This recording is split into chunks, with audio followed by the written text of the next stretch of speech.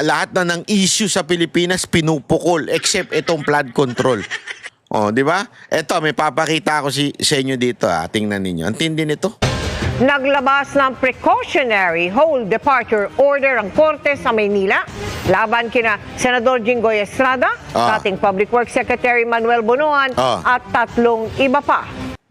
Sino kaya iba pa? Isipin nyo ito, ang tindi nito. Ang tindi nito. Naglabas sila ng hold departure order even without any case filed yet. Okay, wala pang kasong fina-file, ha? Wala pa nga eh. Pero naglabas na sila. Ang lakas, di ba? Ang tindi. Pero ito pa mas matindi dyan. Hindi lang niyang balita na yan.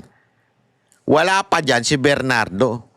Mantakin mo, yung kanilang boss na si Bonoan, merong hold departure order. Pero ito si Bernardo, na punot dulo ng pinagbigyan ng pera,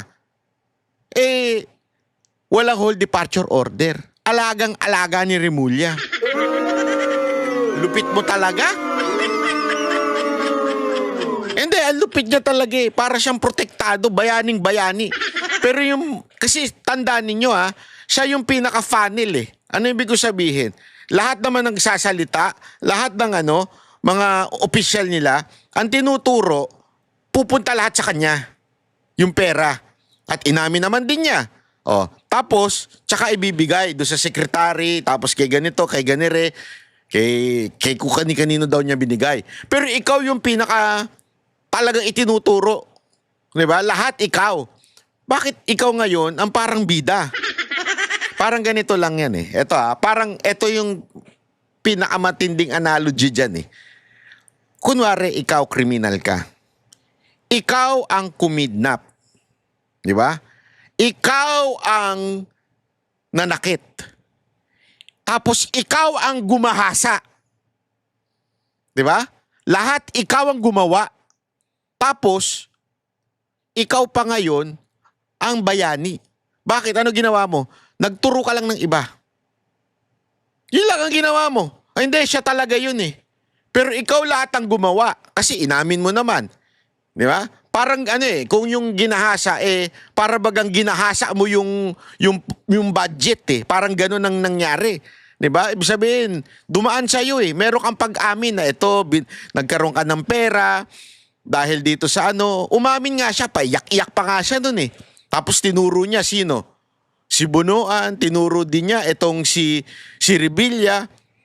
Pero ikaw talaga, yung may salarin. Parang ikaw yung parang gumahasa. Tapos, ikaw pa kayo ng bayani. Naintindihan nyo kung gaano kalala itong nangyayari sa Pilipinas ngayon? Ikaw yung pinakakriminal na nangyari dyan. Ikaw mismo. Kasi umamin ka na eh. Tapos, dahil lang gusto ni Boying may maturong iba, diba? Kaya nga pinapasahan ka nung salaysay. Ilang beses ka daw nagpalit ng sinumpaang salaysay. Totoo ba yun? May impormasyon ako, iba't ibang salaysay daw ang Tapos mantakin mo, ikaw yun Tapos ikaw na ngayon ang bayani, pagkatas ka magtuturo. Pero ikaw ang nag-commit nung crime na yun. In this particular case, dun sa analogy ko, ikaw ang gumahasa. Pero dahil nagturo ka, inutusan niya ako. Pero kung gumahasa, di ba? Ganun eh. Pero hindi, inutusan niya ako. Tanungin ko kayo, halimbawa, ang pangit nito. Sample lang to, sample. Kunwari, si Jay Guevara, siya yung gumahasa. Siya yung naglapastangan. Diba? Siya lahat ang gumawa ng katarantaduhan. Tapos biglang sasabihin niya, inutos lang sa akin ni Boss Dada eh. Tapos sasabihin nung ngayon, sige, tinuro mo si Boss Dadang nag-utos sa'yo na gumahasa. Sige, malaya ka na. State witness ka na. Putang ina. Remember kasi may pag-amin na siya eh. May pag-amin na siya. Kaya nga siya nagsoli ng pera, di ba? Meron siyang sinoli kuno. Ibig sabihin, talagang inamin mo na meron kang kinupit. Pero, ikaw ngayon ang bayani. Nagtuturo ka ng kung sino-sino na walang collaborating witness. Wala. Di ba sinasabi nga ni Topacio? Hindi pa pwede yun. Gagawa ka ng crime tapos bigla ka magtuturo tapos pakikinggan ka. Itong gobyerno na ito na supposedly ang hustisya sa Pilipinas, hindi pa pwedeng matanggap yun. So dapat right then and then, wala na kagad probable cause with the probability of conviction. Wala na dapat yun. Bakit? Wala namang iba eh. Siya lang ang nagsabi, si Bernardo lang eh. Wala nang iba. Walang ebidensya. Walang nagko-collaborate sa statement niya. Bakit si Revilla ang pinanagot nyo? Ba't hindi si Bernardo? Hindi ako nagtatanong lang ako Kasi kung ganun ang sitwasyon, medyo malabo naman ata ito. Alam nyo kung bakit?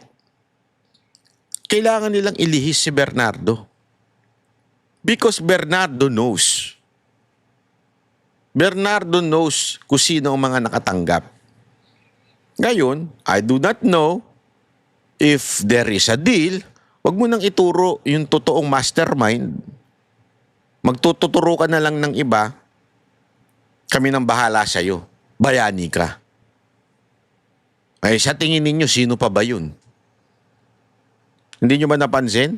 Wala nga siyang kahit na anong sa mga video, parang ang lakas niyan sobra. Hindi nga yung kinasuan naman din siya pero hindi dun sa ibang parang walang TV coverage. Talagang ang powerful niya. Dahil may nagbaback up sa kanya na mas mataas talaga para iligtas yung totoong magnanakaw sa gobyerno. Kaya magturo ka na lang ng easy target tulad ni Jinggoy, tulad ni Revilla. Kasi dahil nakulong na dati pero si Revilla ay napalaya dahil siya po ay walang nakitang ebidensya, sapat na ebidensya, acquitted po siya. Ibig sabihin, inosente siya noon. Kaya lang, siyempre sa itsura ng publiko o optics, mukha siyang may kasalanan. Ganoon naman sa Pilipinas judgmental tayo Di ba? Iisipin kagad natin porket tangkawaran, magnanakaw yan, yan. Ganun tayo, di tayo nag-iisip kung ano ba ibig sabihin ng warrant Kasi iba kasi, ang isip kagad, bakit siya hinuli, ba't siya nakakulong? Guilty na siya. Kaya nga may warrant, di ba guilty? Hindi. Warrant is just simply saying na you are now under the jurisdiction of a court, of that particular court. Yun lang ibig sabihin ng warrant. Pero hindi ka pa guilty. Bakit nakakulong? Kasi non-bailable yung kanyang tinaas nga eto, sabihin na natin, halimbawa lang, talagang binigyan siya o sinuhulan siya, pwedeng iba ang ikaso sa kanya. Hindi malversation of public funds. Kasi unang-una, wala pa nga yung funds na yun. Napakalinaw nun. Wala pa yung project na yun. Wala pa yung funds. So, hindi pa pwedeng masasabing public funds yun. Hindi pa pera ng pampubliko yun. Hindi pa galing sa gobyerno yun. Galing lang yun sa individual. Yung yung mga contractor. So, hindi dapat malversation of public funds kasi hindi pa nga public funds yun. Diba? So, doon makikita mo talaga yung yung fina-fast track ito, kasi ako ang hinala ko talaga.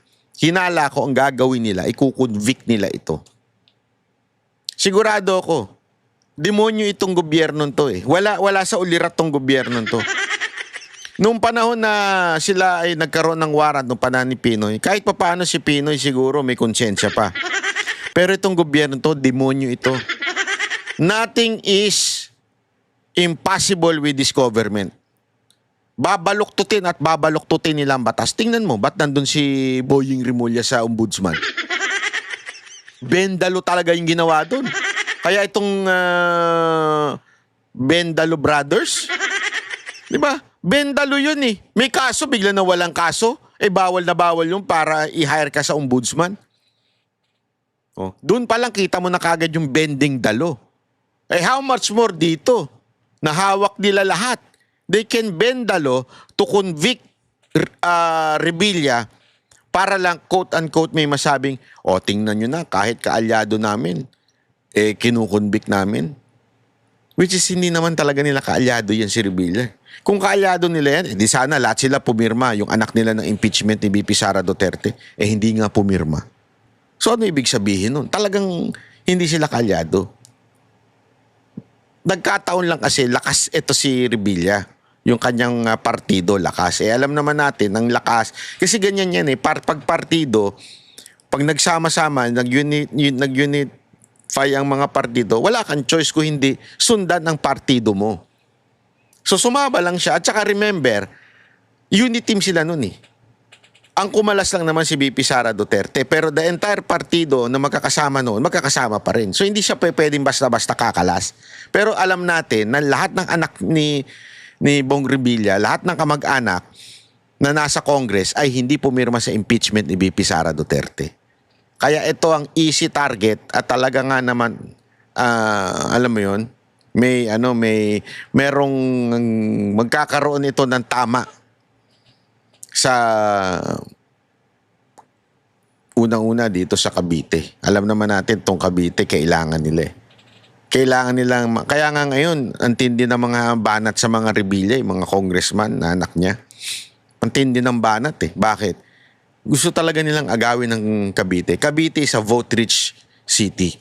Pag naagaw nila malaking percentage sa kanila kasi alam nilang wala na silang panalo At the same time, burado na Remulla dyan sa Cavite, burado na Remulla dyan. Wala na ang tumatayo na lang naman talagang strong dyan. Dahil nga sa kinampihan ng mga Revilla, itong si John Vic at saka itong si Boying. Si Boying nasa ombudsman Si John Vic gusto tumakbong presidente. So wala nang natira. Yung mga may hina nilang anak. Na alam naman natin, yung isa pa nga doon, nagkaroon pa ng issue. Di ba? Pero yung kapatid naman ng nasa gobyerno, hindi yung nagkaroon ng issue. Yung mga kapatid. Pero dahil doon, hindi sila gusto ng mga taga Cavite. So para magustuhan sila, tatanggalin nila yung mga balakid. Sino? Ang Revilla. Kaya mga kaibigan, mapagmatsyag po tayo dahil itong ginagawa nila ay talagang tinan ninyo, dinadivert nila lahat ng issue doon sa flood control.